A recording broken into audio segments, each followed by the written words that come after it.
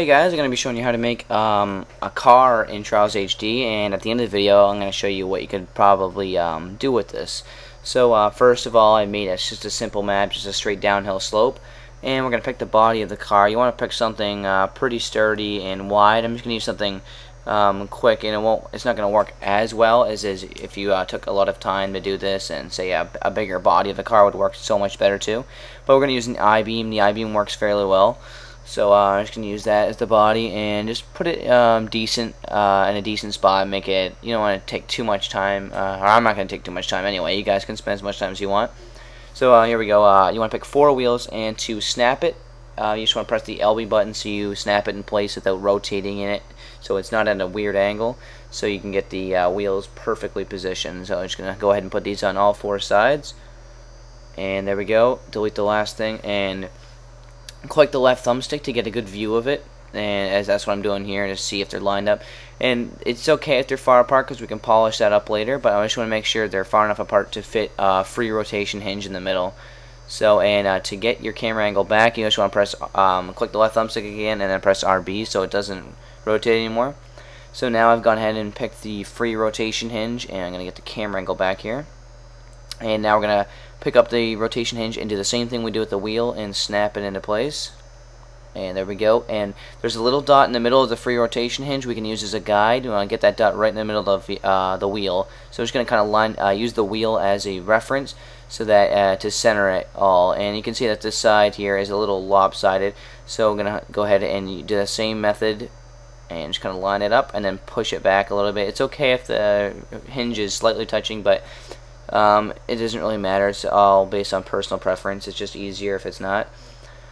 So we almost got this done here. Line it up again, use that dot in the middle as reference, and get that in the back.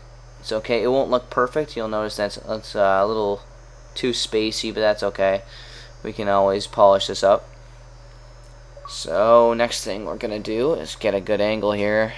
Hopefully in a second.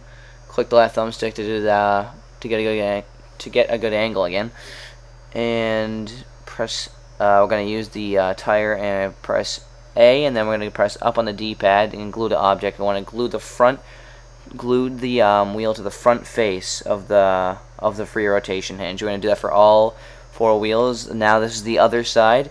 Click the left thumbstick again. I just want to make that clear because it makes it so much easier. So then we just want to glue it to this side. And now we've done all of the wheels, and then we're going to do the same thing in the body. We're just going to glue it to the opposite side that we did the car tires. So on the left side, I glued it to the left part, and on the right side, I glued it to the right part. So we're just going to glue the body of the car to the other, or the face that we didn't use. I guess I could explain it like that.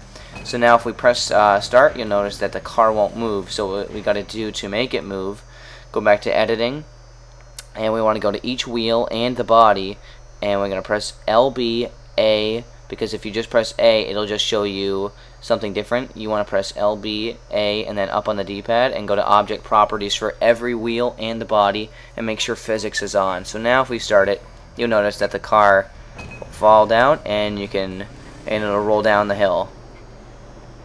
But it's not perfect yet. We can fall to the side. So I'd recommend using a bigger base, but we're going to try to make the best of this as we can. So I'm going to skip ahead here, and what we're going to do is make sure everything's a little bit more polished. We're going to move the wheels in, make everything look spick and span.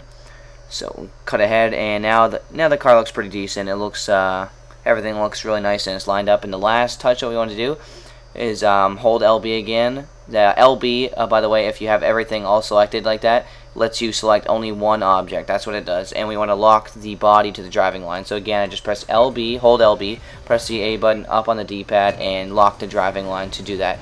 And it'll work a little bit better. It won't be perfect. We can still do a little bit more with this, but you'll notice that it'll roll down the hill.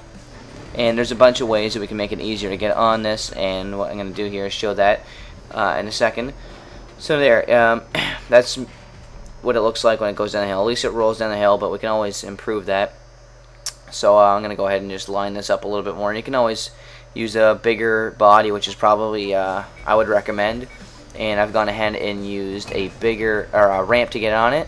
And I put the finish line at the end. And now you'll notice that it works a lot better. You can go down it fairly well, and it works. So that's what we want. And next I'm going to show you is something that you can do with this, a map made by iCry108. I'll put his channel in the description and his gamer tag, so if you want to try this map out. So thanks guys for watching, and enjoy the map.